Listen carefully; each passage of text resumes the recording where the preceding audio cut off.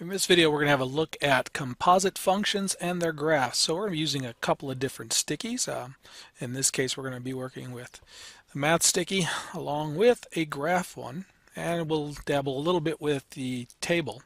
And we'll be generating the table from the graph. Let's start out by creating a function. So remember how to define a function. I'm going to call it f of x. So f of x. We're going to also need the colon equals. That will let me define the function. I'm going to define the function as 1 over x. So there's my first function. This can work like any normal function. So now anytime you see or you type in f of x, so I'm going to use f of x. But this time I'm going to type in f of 3. See what I get. Should get 1/3. You can get creative. So let's go with f of the square root of 3. So let's just go back. I'm going to recycle that. And I'm going to take the square root of 3. Execute that. And I get the simplified radical form of that. I could also toggle back and forth between the decimal or the standard form of it. We can do some interesting things, like we're going to take the function and say we're going to go f of the letter D.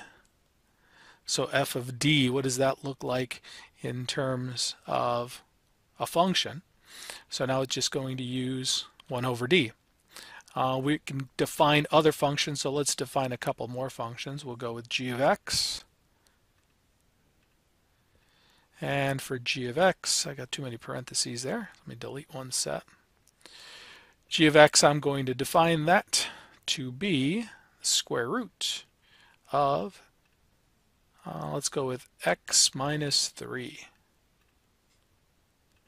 And let's define one more function. We'll define h of x, and h of x will make a simple quadratic. So h of x is going to be defined as x squared plus 2. Oh, I was up too high, so let's get out of the exponents and go plus 2. So now I've defined a couple different functions. I've got f, I've got g, and I've got h, all defined, all ready to use. So now you can do composition of functions. I can do f of g or g of f or g of h. Let's just try f of g. So we go in here, we type in f of g of, let's, instead of x, let's go with y. So we'll go with f of g of y. We're composing those two functions. The two functions get pulled from earlier. My f function gets pulled from what my f was defined to be. My g function was pulled from what it's defined to be. And then finally, we compose those two together. So now the power really comes in the ability to use those functions to graph and start looking at domains and ranges. So this time I'm going to graph what my f function looks like. So again, we're going to just type in my function f of x. And I should start out with y equals f of x. So let me just start with y equals f of x. And it just makes it easier to deal with and easier to see. And I got one too many parentheses. Execute that. There's your f function. I can add a function by just clicking the add a function feature. Same thing, let's add the g of x function.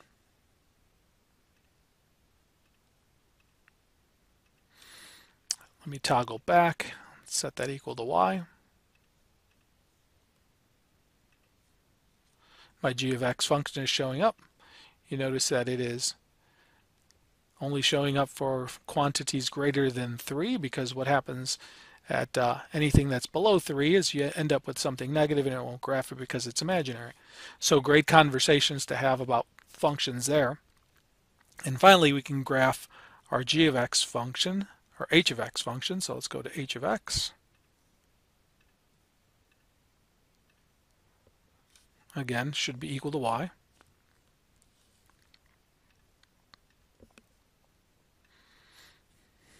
There's my h of x function. So now the power comes in. How can you start combining these functions and getting different ideas? And how do those function combinations deal with the original? So how do the original function and the function graphs change what the final function looks like?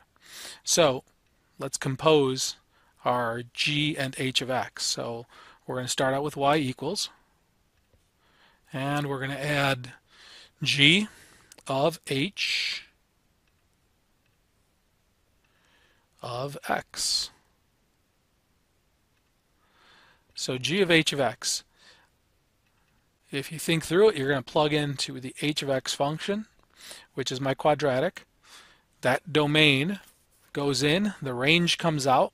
So the range is going from 2 to positive infinity. That's going into my new function, g of x, and g of x is being defined for anything greater than 3.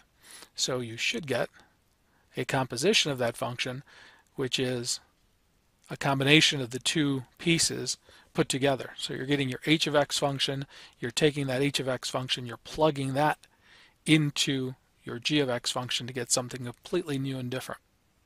So what does that h of g of x look like?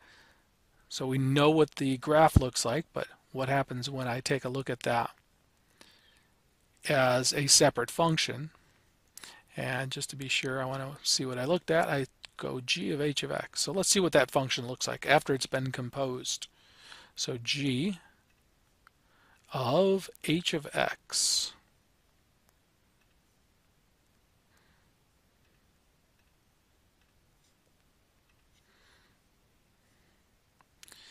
It's x squared minus 1. So for x squared minus 1 function, so what happens is you don't get anything that is between 0 and 1. So that's undefined. Another place we could look at that is we could take a look at a table of values for that function, and we'll see that a different way. When I looked at my function definition, y is equal to g of h of x, I get a table function. When I click on the table, I get a nice table down below here that is linked together. And I'll just drag it up here so it's easier to see. And I'm seeing that it's not defined at 0. It's being defined at -1 and it's being defined at 1. If I want to see if it's not defined in between, I'll just change one of the 1's to be -0.5. I'm going to use my keyboard and then press execute, and it gives me the undefined symbol, which means there's nothing to define there, which is again showing me that my graph does in fact match with my function definition, which also matches with my graph. So we're starting to make sense of what do these functions mean, how do they work together, what does the output look like in terms of all the inputs, and how is the graph related from one function to another function, and what happens when you put those two together, and what does the final function look like. So that's just some quick ways of working with combined functions. Once you've started combining the functions and defining the functions, again, you can do really creative things. If you wanted to do something like g of h of the word cat, for example, I think that one's been done before, but let's just see what you get. You'll end up getting something really interesting, the square root of cat squared minus 1. So that's dealing with functions, function notation, function definition, graphs of functions, composition of functions. So this is a composition of functions usually done at a pre-calculus or algebra 2, occasionally at the algebra 1 level when you're starting to define functions and make graphs from them. I hope you enjoyed it.